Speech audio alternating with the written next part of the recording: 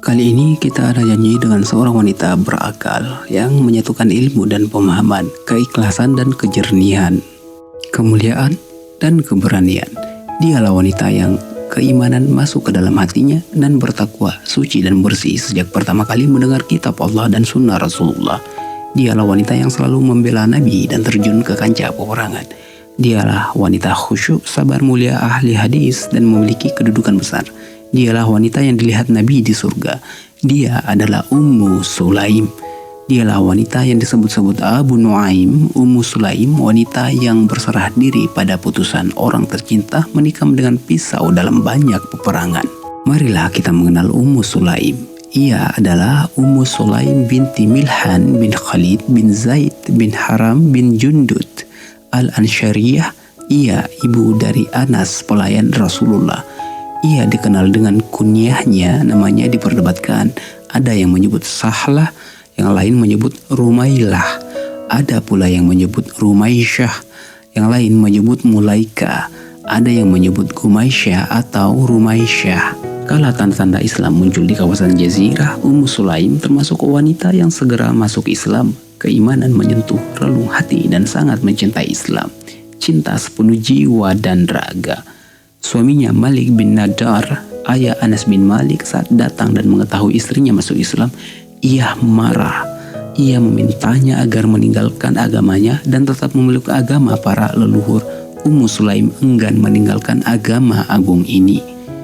Ia mengajari anaknya Anas bin Malik, katakan La ilaha illallah, katakan Asyhadu anna Muhammadar Rasulullah.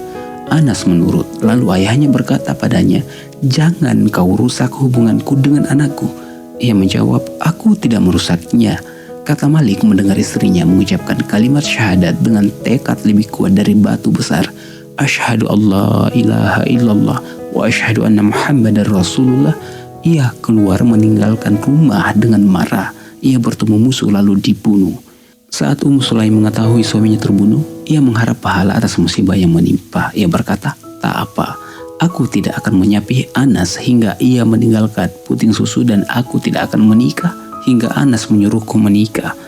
Seperti itulah Anas bin Malik yang memenuhi seluruh dunia dengan keharuman hadis Nabi muncul dari rumah Ummu Sulaim. Semua ini berada dalam timbangan amal baik Anas dan ibunya yang mendidiknya di atas iman dan tauhid sejak masih kecil. Saat Anas dan juga seluruh penduduk Yastrib mengetahui berita gembira besar ini, hati mereka penuh dengan rasa senang, bahagia dan sukacita atas kedatangan Rasulullah Shallallahu Alaihi Wasallam. Setiap hari mereka keluar untuk menyambut kedatangan beliau. Kemudian setelah matahari terbenam, mereka kembali ke rumah dengan rasa sedih memenuhi relung hati. Pada hari yang dijanjikan, mereka mendengar bahwa Nabi sudah hampir sampai di Madinah. Jalan-jalan Madinah tumpah ruah oleh para lelaki dan perempuan. Mereka semua ingin melihat makhluk terbaik yang pernah dikenal seluruh manusia. Andai hari-hari besar seluruh jagat raya bersatu pada saat itu, tentu tidak sebanding dengan kebahagiaan kaum muslimin atas kedatangan Al-Mustafa Muhammad sallallahu alaihi wasallam. Begitu Rasulullah sampai di Madinah, Ummu Sulaim datang bersama Anas. Ia kemudian berkata kepada beliau, wahai Rasulullah, ini Anas kecil anakku. Aku membawanya kemari agar ia melayanimu, maka berdoalah kepada Allah untuknya. Beliau kemudian berdoa, ya Allah, perbanyaklah harta dan anaknya. Anas berkata, demi Allah, hartaku banyak. Anakku dan cucuku saat ini berjumlah sekitar 100 orang. Anas berkata, Rasulullah Muhammad SAW tiba di Madinah saat aku berusia 10 tahun. Beliau meninggal saat aku berusia 20 tahun. Mereka para ibuku, istri-istri Nabi, mendorongku untuk melayani Rasulullah SAW. Betapa sebuah kebanggaan kala seorang menjadi pelayan Rasulullah. Ia selalu berada di dekat beliau, mempelajari akhlak, perilaku dan sifat-sifat beliau dan penuh berkah. Demi Allah, inilah yang disebut kebanggaan dunia dan kemuliaan akhirat. Anas melihat lebih banyak lagi akhlak-akhlak Nabi yang manis dan penuh berkah. Setiap pulang ke rumah, ia ceritakan hal itu kepada ibunya Ummu Sulaim. Diriwayatkan dari Anas, ia berkata, Demi Allah, aku melayani beliau selama 9 tahun. Belum pernah aku mengetahui beliau mengatakan sesuatu yang telah aku kerjakan. Kenapa kau melakukan ini dan itu? Atau ketika aku tidak melakukan sesuatu, lalu beliau berkata, kenapa kau tidak melakukan ini dan itu? Diriwayatkan dari Anas yang berkata, Rasulullah adalah manusia yang paling baik akhlaknya. Suatu ketika beliau mengutusku untuk suatu keperluan, lalu aku berkata dalam hati, demi Allah, aku tidak akan pergi untuk keperluan itu. Namun hatiku tetap mendorong untuk pergi menunaikan perintah Nabi Allah itu. Aku pergi hingga berpapasan dengan anak-anak yang tengah bermain di pasar. Aku ikut bermain dan belum sempat menunaikan pesan Rasulullah. Lalu tanpa diduga, Rasulullah meraih tengkukku dari belakang. Aku menoleh ke arah beliau. Beliau tertawa lalu berkata, hai Anas kecil, apa kau sudah pergi seperti yang aku suruh? Baik, aku akan pergi sekarang Rasulullah, jawabku. Diriwayatkan dari Anas bin Malik yang menuturkan setiap kali berpapasan dengan seseorang lalu bersalaman, Nabi tidak melepaskan tangan beliau sebelum orang tersebut yang lebih dulu melepaskan tangan. Beliau pun tidak memalingkan wajah dari orang yang datang menemui hingga orang tersebut yang lebih dulu memalingkan wajah. Beliau tidak pernah terlihat menjulurkan kedua lutut di hadapan orang yang ada di depan beliau. Ummu Sulaim memiliki kedudukan tinggi di hati Rasulullah. Beliau sering berkunjung ke tempatnya, mendoakannya dan juga anaknya Anas. Diriwayatkan dari Anas bin Malik yang berkata, setiap kali Rasulullah Muhammad SAW melintas di dekat rumah Ummu Sulaim, beliau masuk lalu mengucapkan salam kepadanya. Diriwayatkan dari Anas ia berkata, Nabi tidak pernah masuk ke tempat seorang wanita pun selain istri-istri beliau kecuali Ummu Sulaim. Beliau ditanya tentang hal itu, lalu beliau menjawab, aku mengasihinya karena saudaranya terbunuh dalam peperangan bersamaku. Diriwayatkan dari Anas, suatu ketika Nabi memasuki kediaman Ummu Sulaim. Beliau kemudian disuguhi kurma dan keju. Beliau berkata, kembalikan kurma dan keju ke wadah kalian, aku sedang puasa. Setelah itu beliau berdiri di sisi rumah dan sholat mengimami kami. Bukan salat wajib. Setelah itu beliau berdoa untuk Ummu Sulaim dan keluarga. Ummu Sulaim kemudian berkata, wahai Rasulullah, aku punya sesuatu yang istimewa. Apa itu? Tanya beliau. Pelayanmu Anas, jawab Ummu Sulaim. Tidak sedikit pun kebaikan akhirat ataupun dunia melainkan beliau doakan untukku. Beliau berdoa, ya Allah, berilah dia harta dan anak dan berkahilah harta dan anaknya. Sungguh aku termasuk orang Ansor yang paling banyak memiliki harta. Aminah putriku berkata padaku, ada 129 anak-anakku yang meninggal dunia di Bashrah sebelum Hajjaj tiba di sana. Anas bin Malik dan ibunya menjadi buah bibir banyak orang. Mereka membicarakan keduanya dengan rasa kagum dan hormat. Abu Talha mendengar berita itu hingga tumbuh rasa cinta dan kagum dalam hatinya. Ia memberanikan diri untuk menikahi Ummu Sulaim dan menawarkan mahar menarik padanya. Hanya saja sesuatu tak terduga membuat Abu Talha tercengang dan membuat lidahnya keluh. Ummu Sulaim menolak semua mahar itu dengan sepenuh kemuliaan dan kebesaran jiwa sambil berkata, tidak patut bagiku menikahi lelaki musyrik. Apa kau tidak tahu, wahai Abu Talha, bahwa sembahan-sembahan kalian itu hasil pahatan keluarga si Fulan. Andai kalian mau membakarnya, pasti hangus terbakar. Abu Talha sangat sedih. Ia terpaksa pulang dan nyaris tidak percaya dengan apa yang ia lihat dan dengar. Pada hari berikutnya, Abu Talha kembali datang dan menawarkan mahar yang lebih menarik, dengan harapan semoga Ummu Sulaim mau menerimanya. Namun Ummu Sulaim adalah sosok dai wanita dan cerdas, melihat dunia dengan menari-nari di hadapan matanya. Dunia berupa harta benda, nama dan tawaran seorang pemuda. Ia merasa benteng Islam yang ada dalam hatinya jauh lebih kokoh dari kenikmatan dunia. Dengan penuh sopan Ummu Sulaim berkata, demi Allah, lelaki sepertimu tak patut ditolak ke siapapun, tapi kau ini lelaki kafir, sementara saya wanita muslimah. Aku tidak boleh menikah denganmu. Itu bukan permasalahanmu, sahut Abu Talha. Memangnya apa permasalahanku? Tanya Ummu Sulaim. Emas dan perak, jawab Abu Talha. Aku tidak menginginkan emas ataupun perak. Yang aku inginkan darimu hanyalah kau masuk Islam, sahut Ummu Sulaim. Siapa yang bisa membantuku untuk masuk Islam? Tanya Abu Talha. Rasulullah Shallallahu Alaihi Wasallam, jawab Ummu Sulaim. Abu Talha akhirnya pergi untuk menemui beliau yang saat itu tengah duduk bersama para sahabat. Melihat dari kejauhan, Nabi bersabda, Abu Talha akan datang pada kalian dengan membawa cahaya Islam di antara kedua matanya. Abu Talha datang lalu menyampaikan kata-kata Ummu Sulaim pada beliau. Beliau kemudian menikahkan Ummu Sulaim dengan mahar keislaman Abu Talha. Rumah Abu Talha dan Ummu Sulaim adalah rumah tangga yang diberkahi. Mari sama-sama kita melihat bagaimana berkah ini memenuhi dinding-dinding rumah ini.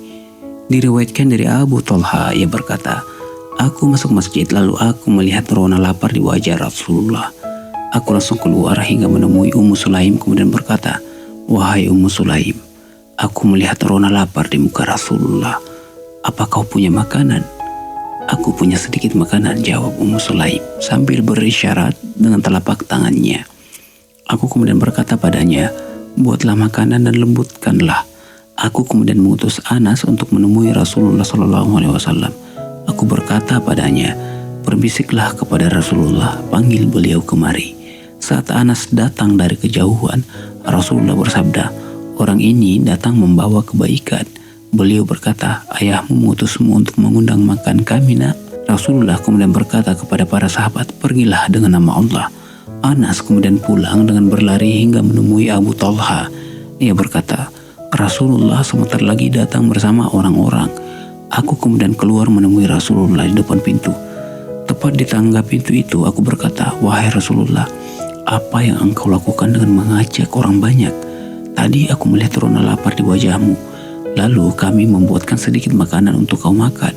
Beliau kemudian bersabda, silakan masuk dan berbahagialah. Rasulullah kemudian mengambil makanan, lalu beliau campurkan di tangan beliau, lalu beliau sajikan. Beliau bertanya, ada ini tidak? Sepertinya yang beliau maksudkan adalah lauk. Mereka kemudian memberi beliau talam berisi sesuatu atau tidak ada apa-apanya. Dengan isyarat tangan, Rasulullah memerintahkan untuk dituangi keju. Setelah itu beliau berkata, suruh masuk 10 orang. Mereka semua kemudian makan hingga kenyang. Rasulullah kemudian berkata kepada orang yang belum makan, makanlah kalian bersama keluarga kalian. Mereka kemudian makan hingga kenyang. Ummu Sulaim tidak pernah berhenti bersikap derma dan murah hati. Saat Rasulullah menikahi Zainab binti Jahsy, Ummul Mukminin, ia membuatkan makanan dari kurma dan mentega untuk beliau. Lalu ia kirimkan kepada Rasulullah melalui Anas. Banyak orang lainnya yang juga ikut makan. Ummu Sulaim tinggal bersama Abu Talha dalam kebahagiaan yang tak terlukiskan. Ummu Sulaim melahirkan seorang anak untuknya untuk mengisi kehidupan mereka berdua. Keduanya memberinya nama Abu Umair. Abu Umair tumbuh menjadi seorang anak rupawan yang menebarkan kebahagiaan bagi kedua orang tuanya. Ia merawat seekor burung yang selalu ia mainkan. Hingga suatu ketika Rasulullah SAW masuk menemuinya dan berkata kepadanya, hai Abu Umair, bagaimana kondisi burung Nughair itu? Allah berkehendak menguji mereka berdua melalui sekecil dan rupawan ini. Sekecil jatuh sakit hingga parah. Suatu ketika Abu Talha pergi untuk suatu keperluan. Lalu si anak ini meninggal dunia. Ummu Sulaim menghadapi kematian anaknya dengan sabar, teguh dan ridho terhadap putusan Allah. Ia mengucapkan Alhamdulillah. Sesungguhnya kami milik Allah dan kepadanya lah kami kembali. Diriwayatkan dari Anas, ia berkata, anak Abu Talha dari Ummu Sulaim meninggal dunia. Ummu Sulaim berkata kepada pihak keluarga, jangan ada yang memberitahukan kepada Abu Talha terkait kematian anaknya. Biar aku saja yang memberitahunya. Tak lama setelah itu Abu Talha datang. Ummu Sulaim menyuguhkan hidangan malam untuknya. Abu Talha makan dan minum. Ummu Sulaim bersolek cantik sekali untuk Abu Talha. Belum pernah ia bersolek seperti itu sebelumnya, hingga Abu Talha menggaulinya. Setelah Ummu Sulaim mengetahui Abu Talha sudah puas menggauli, ia berkata, wahai Abu Talha, katakan padaku, misalkan ada kaum meminjamkan sesuatu pada suatu keluarga, lalu mereka meminta barang tersebut dikembalikan. Bolehkah keluarga tersebut menolak? Tentu tidak, jawab Abu Talha. Ummu Sulaim berkata, maka harapkan pahala atas kematian anakmu. Abu Talha marah kemudian berkata, Dari tadi kau diam saja hingga aku bercampur denganmu. Lalu setelah itu kau baru memberitahu tentang anakku." Abu Talha pergi menemui Rasulullah lalu memberitahukan hal itu kepada beliau. Beliau berkata, "Semoga Allah memberkahi malam yang kalian berdua lalui." Lalu Ummu Sulaim hamil. Suatu ketika Rasulullah berada dalam perjalanan, Ummu Sulaim ikut dalam rombongan. Setiap kali datang ke Madinah pada malam hari, Rasulullah tidak langsung masuk. Saat mereka sudah berada di dekat Madinah, Ummu Sulaim merasa perutnya mulas sehingga Abu Talha terpaksa tertahan, tidak bisa meneruskan perjalanan bersama Rasulullah. Abu Talha kemudian mengucapkan, "Sungguh kau tahu ya Rab, aku suka untuk pergi bersama Rasulmu kalau beliau pergi, dan masuk bersama beliau kala beliau masuk. Kini ada sesuatu hal yang menahanku. Seperti yang engkau tahu." Ummu Sulaim berkata, "Wahai Abu Talha, aku sudah tidak lagi merasa sakit. Mari kita teruskan perjalanan." Kami meneruskan perjalanan. Kemudian saat keduanya tiba di Madinah, Ummu Sulaim melahirkan seorang anak. Lalu ibuku berkata, "Hai Anas, jangan ada yang menyusui anak itu sebelum kau membawanya pergi ke hadapan Rasulullah." Pada pagi hari, aku gendong bayi itu lalu aku bawa ke hadapan Rasulullah. Aku bertemu beliau dan saat itulah beliau memegang kuntum bunga. Begitu melihatku, beliau berkata, "Sepertinya Ummu Sulaim sudah melahirkan." "Iya," sahutku. Beliau meletakkan bunga yang beliau pegang, lalu aku letakkan si cabang bayi dalam buayan Nabi. Beliau kemudian meminta kurma ajwa Madinah. Setelah itu beliau memapak kurma di mulut. Setelah melunak, beliau letakkan di dalam mulut bayi tersebut. Bayi itu kemudian mengulum papakan kurma tersebut. Beliau berkata, "Lihatlah kesukaan kaum Ansar akan kurma." Rasulullah SAW kemudian mengusap wajahnya dan memberinya nama Abdullah. Selain serangkaian kemuliaan yang disandang, Ummu Sulaim juga berperan besar dalam jihad di jalan Allah. Diriwayatkan dari Anas bin Malik, setiap kali Rasulullah berperang, Ummu Sulaim dan sejumlah wanita Ansar ikut serta bersama beliau. Mereka memberi minum dan mengobati korban luka. Saat perang Uhud, ia bersama sang suami punya peran besar. Diriwayatkan dari Anas bin Malik, saat perang Uhud, pasukan muslimin lari meninggalkan Rasulullah, sementara Abu Talha tetap berada di depan beliau, menutupi beliau dengan perisai. Abu Talha seorang pemanah handal. Pada hari itu ia mematahkan 2 atau 3 busur panah. Saat itu ada seorang muslim berlalu membawa wadah berisi anak panah. Lalu Nabi berkata, "Berikan anak panah itu untuk Abu Talha." Nabi menampakkan diri dari hadapan musuh. Abu Talha kemudian berkata, "Wahai Nabi Allah, semoga ayahku menjadi tebusan bagimu. Jangan menampakkan diri agar tidak terkena anak panah. Biarkan leherku melindungi lehermu." Aku melihat Aisyah dan Ummu Sulaim. Keduanya menyingsingkan baju, kedua gelang kakinya terlihat olehku. Keduanya berjalan cepat dan membawa geriba air, lalu mereka tuangkan ke mulut orang-orang. Setelah air habis, keduanya kembali dan mengisi air lagi. Pedang jatuh dari tangan Abu Talha sebanyak 2 atau 3 kali karena rasa kantuk. Saat perang Hunain, ia juga memiliki peran besar. Diriwayatkan dari Anas bahwa Ummu Sulaim membawa belati saat perang Hunain. Abu Talha melihatnya lalu melaporkan kepada Rasulullah SAW. "Wahai Rasulullah, ini Ummu Sulaim membawa belati." Rasulullah kemudian bertanya kepadanya, "Untuk apa belati itu?" "Aku membawanya jika ada orang musyrik mendekatiku." Rasulullah tertawa. Ummu Sulaim kemudian berkata, "Wahai Rasulullah, bunuhlah para tulakah. Setelah ini mereka akan kalah karenamu." Rasulullah kemudian menyahut, "Wahai Ummu Sulaim, Allah sudah mencukupi dan berbuat baik kepada kita." Setelah menghayati dengan hati kisah perjalanan hidup sahabat wanita mulia penuh berkah yang berbuat banyak untuk agama ini, kini tibalah saatnya kita melepas kepergian Ummu Sulaim. Ia menorehkan kata-kata cahaya di geneng sejarah dengan kisah perjalanan hidupnya dan harum yang memenuhi segala penjuru dunia. Kesejahteraan semoga terlimpah kepada Ummu Aisyah yang kisahnya akan senantiasa menjadi cahaya penerang jalan bagi para saudari dan putri-putri kita menuju Allah. Semoga Allah meridhoinya, membuatnya senang dan menjadikannya surga Firdaus sebagai tempat kembalinya. Allahu a'lam bishawab.